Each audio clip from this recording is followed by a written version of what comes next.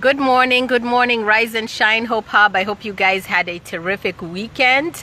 Mine went well, I think. I feel a whole lot better than I did on last Friday. One of the things that I did was I finally decided to take some medication, took NyQuil, extreme NyQuil, daytime, nighttime, throughout the weekend on rotation, which meant that I got a lot of sleep, a lot of rest, and I'm feeling a whole lot better today. So usually I was thinking about how I don't have a template for the Hope Hub, how I usually just show up and whatever it is I'm thinking about, I speak on every single day. Now, is that a good thing? I don't know if that's a good thing or a bad thing. However, that's kind of how my thoughts come to me, and that's how I've continued to be on the Hope Hub. However, I'm starting to think maybe I do need a template so my thoughts are not jumbled up going here, there, and the other, because someone told me I'm long-winded, and yeah, I kind of am long-winded, but at the end of the day, it's I may give you some insight, I may give you some inspiration, I may give you a word of thought, a word for you to consider. And not everyone is alike. This is faith. This is who I am. And until God shows me a different way to do things, this is how I'm going to be every single day. So today is Monday. What am I thinking about? One of the things that's been on the news this weekend on rotation is the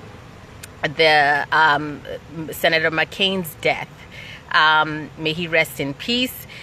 And his story has been on the news all weekend, and a lot of sentiments from different leaders in both the Democratic and the Republican parties, people, world leaders, everyone just echoing how amazing he was and what a huge man he was and what a legacy he has left us in terms of what it means to be a man.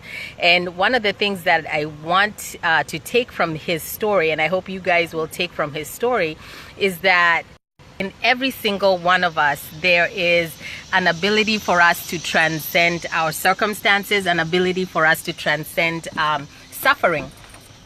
You know that Senator McCain had been a man who was a POW, a prisoner of war, had been in the worst of conditions, had basically survived a plane crash and then been captured after, I think, a couple months on the seas, right? He was captured and kept for like 5.5 years as a prisoner of war.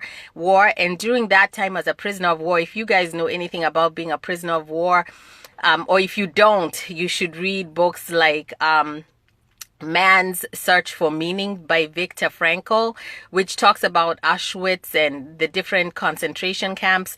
But then POWs, let me think of a book that talks about POWs. But anyway, I can't think of any at this time. But it's a horrific experience. And when you read those books, you can't for the life of you understand how men can behave the way they do in those prisons, how a man like you can torture another man for years, torture them with lack of food, lack of sleep, waterboarding, all those things, diarrhea, making them, treating them in the most inhumane ways for years and years and years. And that's what had happened to John McCain.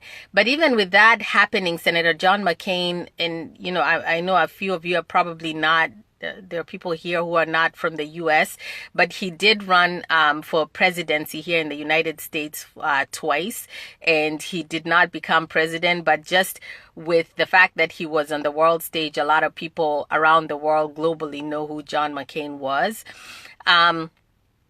But yeah, so this weekend, just listening to all the stories and all the people who talked about how he was a man of courage, of dignity, a man who was integral in everything that he did, a man who was humorous and optimistic about life, a man who took on the tough issues, a man who was not bitter in any sense of the word bitter. He was strong, he had grit, he had courage, but at the same time, he was able to work across different ideas and work to take care of bigger issues. I don't know how else to say it. I'm not a pundit, but just the fact that he was able to work across the aisle. And talk to people who maybe were his adversaries at a time, but then come to a compromise because he understood that all of us, that the issues that were being addressed in the Senate, the issues that are addressed in this geopolitical climate are so much bigger than the individual, that in his role in the Senate, he could make an impact, right? And so some of the quotes that he's said or talked about are this idea that, you know, in everything, in order for you to have a happy life, I suppose, you have to find meaning in life, and you have to find a purpose that's bigger than yourself. And that's how you become a man. And that's how you are able to make an impact on greater things. So anyway, that being said, that's what was in my mind this weekend, is just thinking about how we see so many people who've gone through suffering, prisoners of war, and those experiences break them, while others, those same individuals are able to cultivate resiliency, are able to find some semblance of faith and hope in humanity, and appeal to the better angels in all of us, even when those individuals were the ones who had to deal with the worst atrocities that any human being could ever have faced. And John McCain's legacy, you know, shows us there's so many lessons that we can learn from him. I love that his daughter said, he showed me what it is to be a man. What it is to be a man. And I think when she says that, it's more than just what it is to be a man in terms of being a father or a dad or a husband or someone who has integrity, but also what it means to be a human being, a man who understands that people go through the worst of times. But in all of us, in being who we truly are authentically called to be, in the core of all humanity is good. And then I think, the last thing that I want to say is that, so yesterday I go to Barnes & Noble, and the first book that I see, don't ask me why I went to Barnes & Noble. I went there to smell the books, just smell them. I didn't buy any books. But one of the first books that I saw was Man's Search for Meaning by Viktor Frankl. And I sat down and I started reading, and I probably read like 4 pages. And my son was asking me, do you want to buy the book? Do you want to buy this book? And I said, no, I don't want to buy it, because it talks about the Jews in Auschwitz and the camps and the tremendous suffering to whereby these men would be in those camps being tortured by men like them.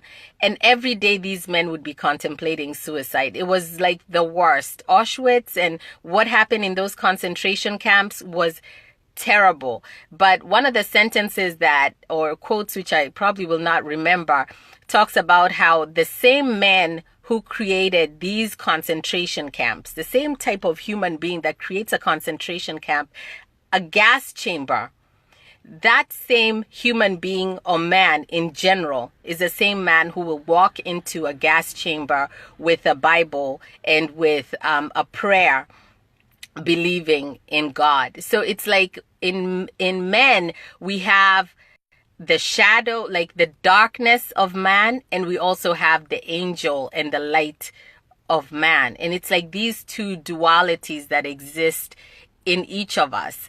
And when you watch movies like, I remember watching years ago the movie Schindler's List by Oskar Schindler. That movie is a movie about a Nazi, he was a member of the Nazi party, Oskar Schindler, an industrialist who was building munitions and building these weapons of war. And Oskar Schindler had the humanity in him that he decided to save children, to save women and men who he saw in those concentration camps. And he was doing this knowing that his life could be taken at any time. And he was a person in authority, in power in the Nazi party, but he decided that this was not who he was going to be. This was not going to be his legacy.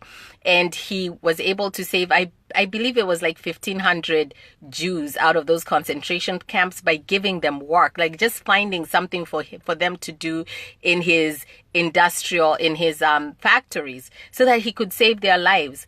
And whenever we read these books or watch these movies, you assume, and I guess rightly so, for all of us, we assume that we would take that attribute of the hero, right? Like, there's no way I would be a Nazi torturing and killing people in a concentration camp. No, that would never be me.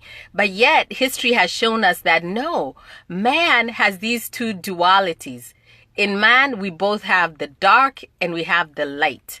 And that's a fact across the board. Even this week in Florida, we had a young man that went into a gaming establishment and started shooting, mass shooting in Florida this weekend. And so you ask yourself, well, how can that happen? How could he? And you want to judge, or Columbine and all these things. But at the same time, history has shown us that given the right circumstances, given terrible trauma in life, childhood trauma, the human being can change from light to dark and from dark to light, right? So what is my hope lifeline to you today is just this idea that we all have the ability to be more light in the world. And even in the face of suffering, in the face of atrocity, in the face of things like gas chambers and concentration camps and all these people, he said, actually John McCain, I believe, says, you can strip a man you can completely strip a man from his dignity, strip him off of all his dignity. But one thing you cannot strip a man of is his ability to respond, or his mental freedom, how he chooses to respond in that circumstance. And John McCain has shown us, Senator John McCain showed us that despite everything that he went through, he still was able to overcome and become resilient and choose to live a life of meaning, a life where he could shine a light out into the world, a life that continues, that will continue way past his lifetime. So I am out of here. I don't know if y'all got a hope lifeline from that. I know that was kind of dark this morning. Today, kids are going back to school. Yay! So my kids went back to school. If you guys have any children that are going back to school this week, I pray that they will, just have the protection. They will have provision, that God will continue to see them and make sure that what they need and require during this school year, they will get, that the environments that they're going to walk into will be blessed, that they will have peace of mind, that they will be able to learn in those environments. They will have wonderful teachers, and that God's protection will follow them throughout the school year. Hi, Judy Njoroge. Thank you for saying hi. I am done with my Hope Lifeline for this Monday. Y'all have a blessed Monday, and God bless you. Take care. God bless. Bye-bye.